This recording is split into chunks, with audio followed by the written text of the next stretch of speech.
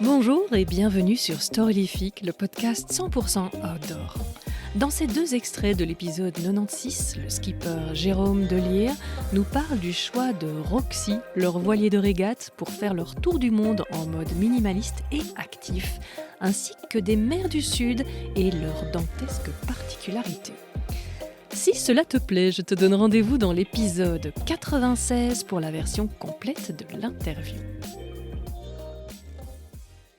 Tiens, tu me parles des mers du Sud, je vais faire un peu décousu, mais c'est parce qu'il y a une question qui me vient, que j'ai jamais osé poser à Yannick Busthaven. Quand je l'ai eu, je me suis dit, faut quand même pas avoir l'air quand même trop novice. Quoique, il est sympa, il aurait expliqué. Mais, moi, les mers du Sud, tu vois, c'est à partir du moment où tu étais dans l'hémisphère Sud. Mais non, c'est quand même au sud de l'hémisphère Sud. Hein, ça, j'ai compris depuis. Et j'ai compris qu'elles étaient très caractéristiques et qu'on ne savait pas du tout s'y préparer dans l'hémisphère Nord. Donc, qu'est-ce qu'elles ont de si particulier, ces mers du Sud, s'il te plaît? Éclaire ma lanterne.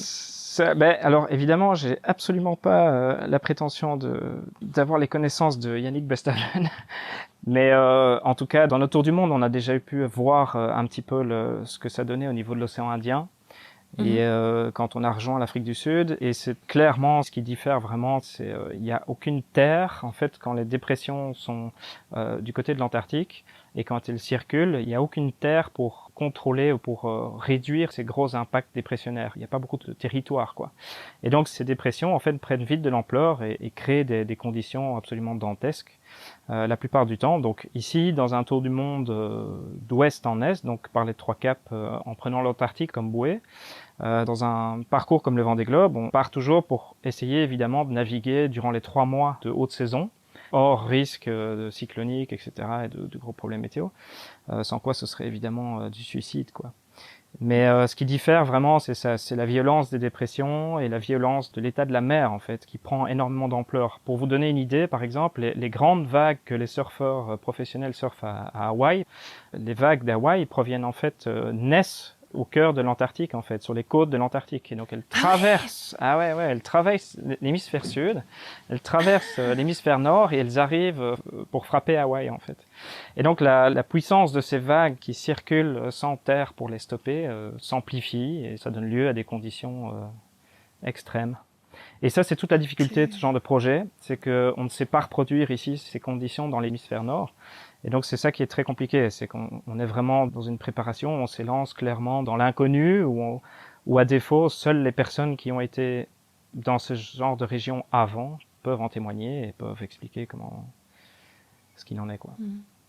Sinon, pour faire d'autres armes, mais c'est pas du tout les mêmes conditions.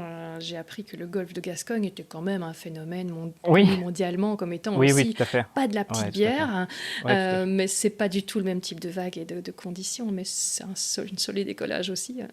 Bien sûr, ouais, tout à fait. D'ailleurs, on n'a pas à rougir. La mer du Nord, la Manche, les golfes de Gascogne sont des aires de navigation extrêmement dangereuses. Et je pense que les personnes qui arrivent à naviguer dans ces zones-là peuvent naviguer partout. Donc, c'est génial, en Belgique, on arrive directement sur la mer du Nord. Donc, Exact. C'est sûr, on a un beau bassin d'écolage, ça c'est sûr. Ok, donc ça c'est pour les mers du Sud. Et donc c'est ça que vous allez aller taquiner de plus près pendant un petit bout de temps, alors en faisant le tour des caps là.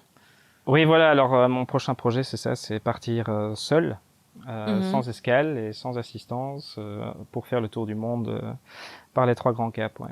Oui, c'est le Tuyanto ou c'est le fameux Global Ça c'est le fameux Global Solo Challenge, ouais. Mais donc Roxy. Vous avez fait donc le tour avec, le tour du monde. Tu disais, point de vue confort, c'est un peu moins ça. C'est quoi les challenges alors quand on prend ce genre de navire plutôt prévu pour la course, pour une navigation plus plaisante, plus...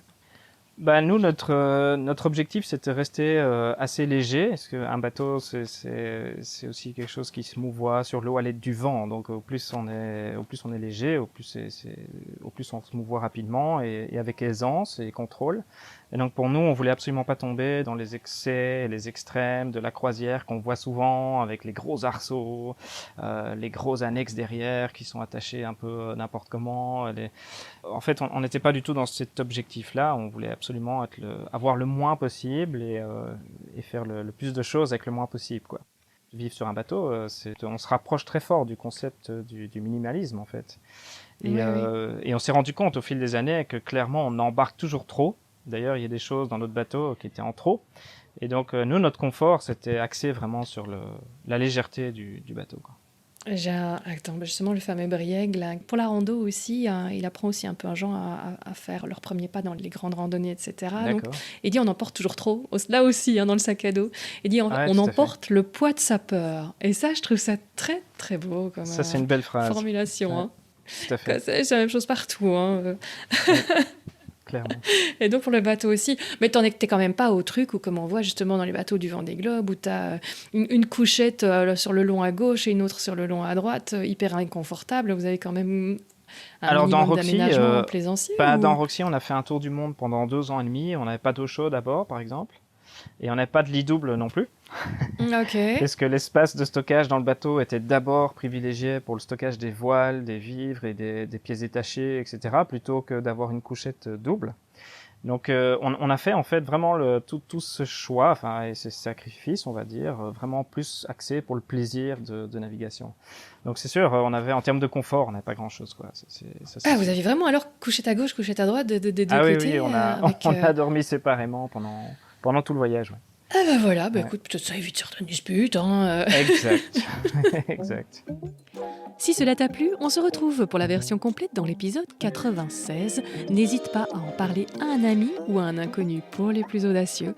Vos recommandations sont de loin ce qui aide le plus le podcast et le projet de reforestation qu'il soutient.